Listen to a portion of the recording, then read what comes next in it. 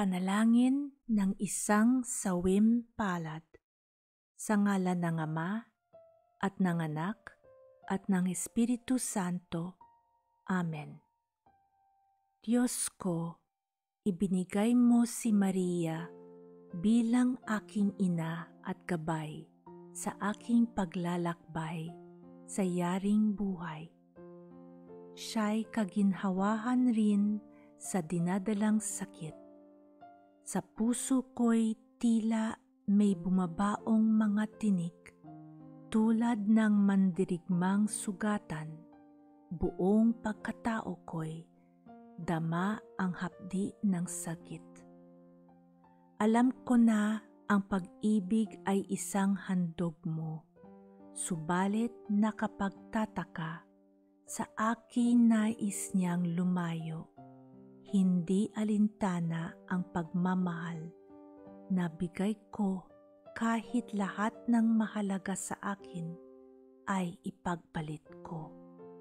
Pati aking buhay sa kanyang ibibigay, lahat man ng yaman ay iwanan ko, lahat ng paghihirap para sa kanya'y kakayanin ko. Subalit bakit, Panginoon, walang sukli ang mga ito? Ako'y naghihirap ngayong pag-ibig ay wala na ang sakit na iniwan. Para bagang walang hanggan. Tulad ng sirang babasagin, ang puso ko'y nadurog, lakas ay naglaho, buto ko'y nagmistulang tuyot. Dalangin ko, Panginoon, ako'y iyong salingin, hipan mo ako ng banal mong Espiritu, nang aking maipagpaubaya ang pag-ibig na di ukol at matanggap na sadyang sawim palad ang puso. Ako'y umaasa na balang araw puso'y pipintig muli upang mayakap sa grasya mo ang bagong simula.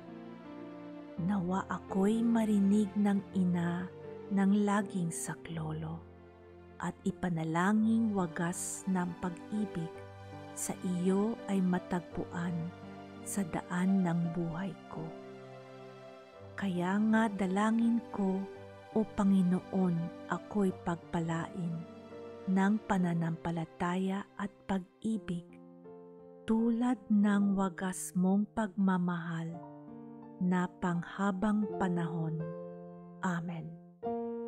Ina ng laging saklolo, ipanalangin mo kami.